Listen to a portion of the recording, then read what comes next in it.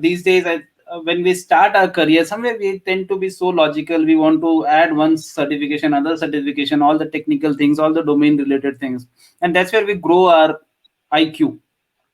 But there is something uh, much more prominent which can multiply our growth, which can exponentially grow us. So that is the EQ part of the world. And all the big leaders, I think particularly in COVID times, I'm sure their EQ got tested more than their IQ, right?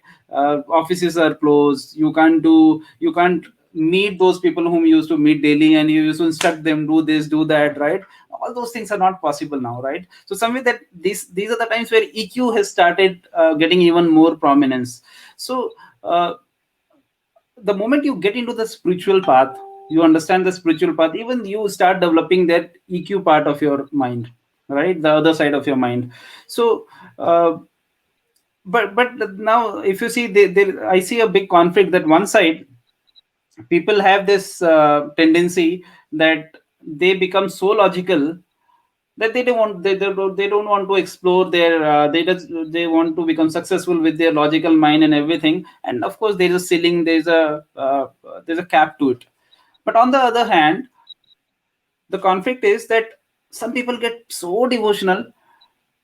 So in terms of Vivekananda used to say that in Karma Yoga, that uh, if you're a beggar and if you're coming to sacrifice, there's hardly anything for you to sacrifice.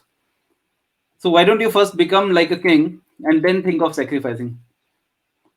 So just want you to understand from that. But some people become so devotional that they are not able to contribute to the society, to the community they are in, to the family they want to they should make an impact on, right? So how do we bring that balance, that so that we are also spiritual and we are also able to leverage the spirituality to make an impact on the world, to make a dent on the universe, in the terms of Steve Jobs. So, and I think Steve Jobs is another great example wherein he actually tapped his spiritual power. He went to Himalayas, learned so many things, and then he did so many great things.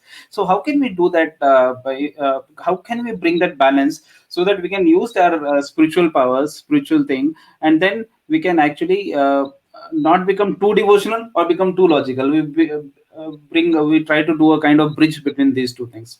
How can we do that? A very interesting question. You talked about being logical and being devotional. Oftentimes, many of us believe being spiritual is being spiritual means that you are not logical, but that's not correct. That's definitely not correct.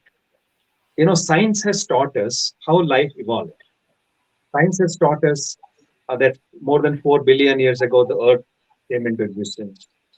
It talks about how the life started with a single cellular, creature. Yes, and then how life evolved from there, from a single cellular form to human being. Science has explained all of this to us. Science has told us how life evolved, but science has not taught us why life evolved, why life came into existence, what is the purpose of life. That's what spirituality teaches us. So, spirituality is the science of life. Spirituality begins where science stops. Where science does not have answers, spirituality has answers. So, sometimes we believe spirituality is not logical. No, spirituality is logical. Spirituality is about cause and effect. Sometimes we think when we see something, something unimaginable happens, we call it miracle. But spirituality says every effect has a cause. You introduced me as an ardent follower of Sri Sri Kulchandra, who is my spiritual guide, and he says that the ideas and activities that lead man to the cause are spiritualism. So spirituality takes us to the cause. It is Amazing. the science of life, how life evolved, how man can become successful, how can we gain control over our complexes, sense pleasures, how can we multiply our potential. It is spirituality that teaches us that you are the creation of the creature. And Sri Sri Thakur Anukul Chandra says that man is also creator because he is the creator of the He is the creation of the creator. Being the creation of the creator himself, man is a creator as well. And man can create his own destiny, right? So spirituality teaches us that. Spirituality connects us with infinite, it connects us with the source of energy. The moment you are spiritually charged and inclined, you are filled with energy and inner strength, right? So so spirituality is definitely not illogical. So when if there is a conflict between the logical mind and the devotional, I will say there is no conflict. Your your knowledge, which was restricted, limited, because you did not delve into the spiritual world, you only depended on science, scientific evidences, etc. Um, that that mind opens up when you dive into the spiritual world. You Amazing. see you know the unknown, you see the invisible, you understand what you did not understand before, and the spiritual practices help us. So spirituality is not about a slow dormant life. Spirituality is very active and practical life. Spiritual practice is about practicing a new life. It is a lifestyle. It's about it's a clue of living life effectively and efficiently and meaningfully. Amazing. And and spirituality helps us do that. So just one example, one of the key practices of spirituality is meditation. When we Right. practice meditation, it it enables us to concentrate. Right. It helps us gain concentration and focus. And today science has taught us in several ways how the focus and concentration in the mind, in the brain, can achieve exponential results. Amazing. But if one has everything but cannot focus, cannot concentrate, a life will become fragmented, shattered.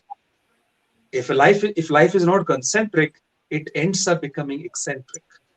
So spiritual practice like meditation helps us improve our perception, our conception, ability to visualize things that I could not conceive for days together. I conceived them in no time.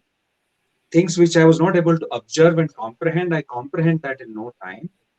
It improves my calmness and composure, my tolerance. It enhances my ability to respond. I was earlier reacting, but through my meditation and concentration and focus, now I'm responding, I'm not reacting. So, so we see the benefits of spirituality, and which is Amazing. definitely not illogical. This is Of this is course. purely logical, and we Of course. understand the cause and effect of everything through Amazing. spirituality. Amazing, Suraj. And I think since as I also, when I started leveraging meditation, and on top of it, I think there are other things like visualization, self-talk. When I read Satya Anusaran by Shri Shri Anukul Chandra Thakur, somewhere it feels like a self-talk when I say, right, I don't want to get into these things, I don't want to get into those things. So I think all these are something that even science, NLPs, and so many different forms of science has come out, and they are giving so much of importance to this. The moment we are able to leverage, we are able to tap into visualization, we are able to visualize the things that we want in our life. When we are able to change our words to what we call self talk, the things that I want in my life, right? And self talk, visualization, meditation, somewhere I think all these are parts of spirituality. That's a great example that you gave.